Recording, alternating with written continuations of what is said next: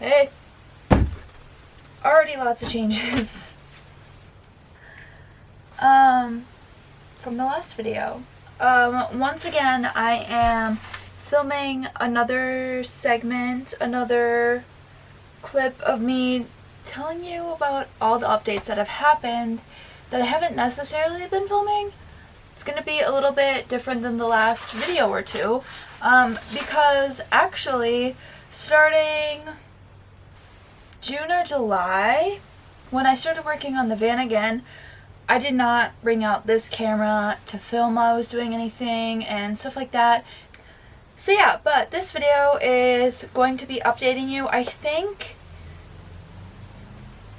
it's gonna have a couple things in it. I don't know if it's just gonna have the bed.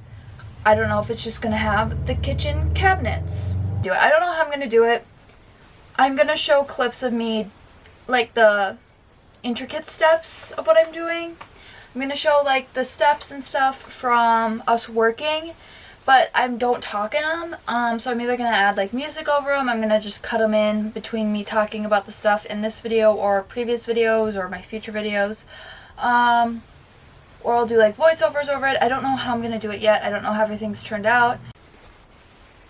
I need to get a wide angle lens. My van looks so small. Whatever, it's fine. An update on the walls and the ceiling. Don't know. Yeah, anyway, update on the walls and the ceiling. Clearly, walls are painted. So exciting. I don't know, the color probably doesn't show up very well on camera. It is just like a slight, like a very slight off-white. This is pretty much white up here from what you could see. So as you can see, it's like more of like a sandy brown off-white, which is exactly what I wanted. I still wanted it to be very, like, I almost went with white, like bright white, whatever. But I decided I still wanted to go with white, but I wanted something a little bit darker. Obviously not much, and my main thought process for this is I know my walls, especially down by my feet of my bed, are going to get so gross and disgusting just from dirt, dust. My windows and doors are going to be open constantly. There's going to be bugs, dirt, all of that stuff. I'm going to be outside all the time. So stuff is going to get dirty. It's just going to happen. So I decided to go with a slightly brown, sandy color for the walls, like a tint to the walls. So then it'll maybe hide things just like this much more than like bright, pure white would.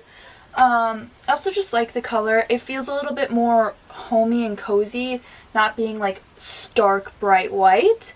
But I still think it's plenty light enough that it's so close to white that there's not a whole lot of a difference. So it's the perfect color. It's exactly what I wanted. So I went with that, and I basically have everything painted that's going to be painted except for maybe up here. We don't know what we're doing with like this section of the ceilings. We're thinking about either putting one more of these boards and then some trim along the edges. I don't know if we're gonna try and do something like this and just like put it up here and then I'll paint it and we'll trim it out. Haven't fully decided on that yet. So here's a little bit of a better look. So above the bed, and all of this wall is done. And then I also have this painted. So yeah, also, if you're wondering why I stopped painting right here, that is because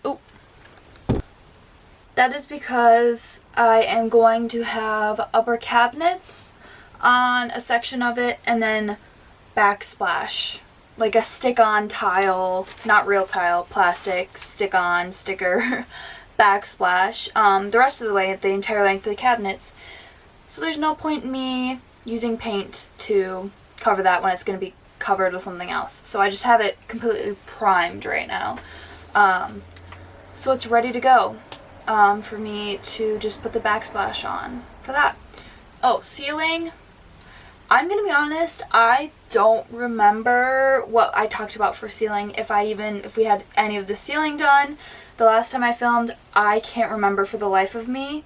But yeah, you could see my ceiling right now, and it's completely done. It could be completely done. It might not be completely done. I'm not sure right now. And the reason I say I don't know if the ceiling is finished yet or not is because we were originally thinking we might put, because it almost fits perfectly, you might need like a thin trim piece right here. But if you put it at an angle, it still fits in and it'll stay. If we put one like right here in this spot, same with right over here along this back side. Focus right over here along this back side. We could run it from where the upper cabinets are going to be all the way to the back, and it'll fit pretty good. And I'm pretty sure that's what we're going to be doing, but I'm not 100% on that. We might just like do some thin wood and put it right here and trim it out.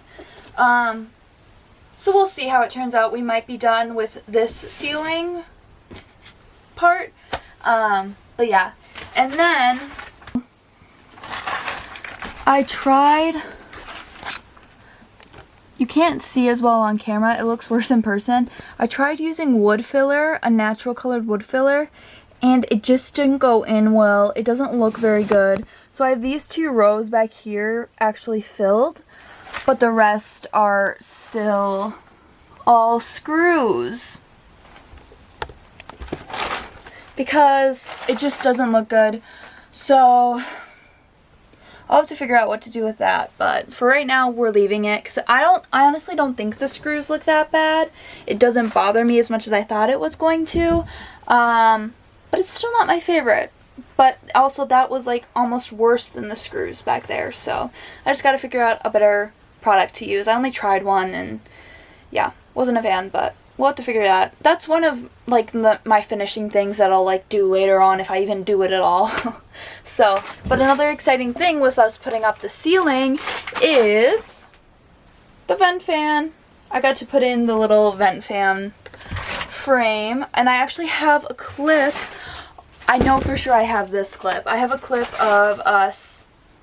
Oh wait, it might be a picture. Either a picture or a clip of us cutting this, and we had to like put a little contraption because like the actual vent fan frame or cover, whatever you want to call it, is like that thick, and my ceiling, we only needed like that much of it. I think we cut the frame a little bit shorter because it does go pretty far up to where you don't see where you actually cut it, which was really nice. It didn't have to be perfect. I think we actually just used a like box cutter with a really sharp blade on it, so that worked fine. We didn't have to use like a jigsaw or whatever, a handsaw or anything like that, which was nice because we didn't want to break it because it is pretty flexible and not thin plastic. So yeah, I'm just gonna show you some of the finishing stuff we did, even though we're nowhere close to finishing the van build. But I would consider them like finishing touches or whatever you want to call them. I can already warn you right now, I know terminology and I know what stuff is, but for the life of me, I can't remember right now. I can already tell you that. I tried filming this clip. I'm re-filming it because I sounded so stupid. So I'm just gonna do a quick overview and shut up and stop talking because I sound dumb. I promise I know what I'm talking about. I just can't. I can't know terminology off the top of my head in front of people and on camera. When I'm alone, I'm like, oh yeah, this, and this goes to this, and this, and like I can use big fancy words and know what they mean. But the second a camera turns on or someone else is trying to talk to me about it, I just look so stupid. So bear with me. Anyway, first, what was that? First, starting on this wall, we have our 110 volt plug-in. We have our 12 volt plug-in, which looks like this. If the lighting will change, it looks like this 12 volt marine plug-in. just a normal 12 volt plug-in, which doesn't have the little adapter things. I don't know what you call them. Again, I sound dumb, but I promise I'm not. But you just use one of these. A lot of like 12 volt things. What am I trying to say? Like, for instance, if I would get a 12 volt heated blanket, which would be really nice for cold weather, keep me warm on cooler nights, it would have this type of adapter or plug-in or whatever you want to call it. So if I got one of these 12 volt plug-ins with just this, it would not work. I wouldn't be able to plug it in, I wouldn't be able to use it. So I decided that the best thing was to get one of the ones that fit these, because I can much easier use one of these adapters in here versus trying to find stuff that works with this. So yeah, I have two of those. I have two 110 volt plugins, and I have switches on both sides. Alright, I currently don't have my solar fully set up yet. I don't have any solar panels on my roof.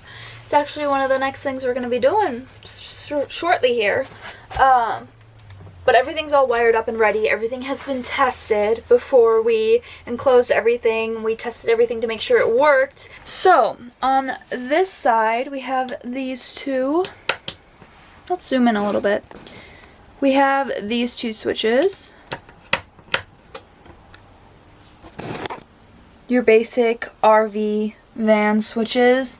But these go to my upper lights on this side, and basically the way it is wired, this first switch over here closest to the front of the van does the front 4 lights up here over the kitchen area. Then the back switch back here closest to the back of the van actually does these back 4 lights right over the bed. We have my stuff right over my kitchen, what is going to be my kitchen cabinets, countertop, whatever. We have it right on the edge, right next to the bed. Again, another genius idea, except this time by me. Right next to my bed on my countertop. I can set my phone here at night. I can plug in stuff at night. I can use it as a little side table, whatever. And I can turn on lights from right here.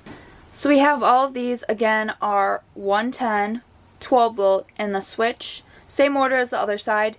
This is just a single one. Same as the other one.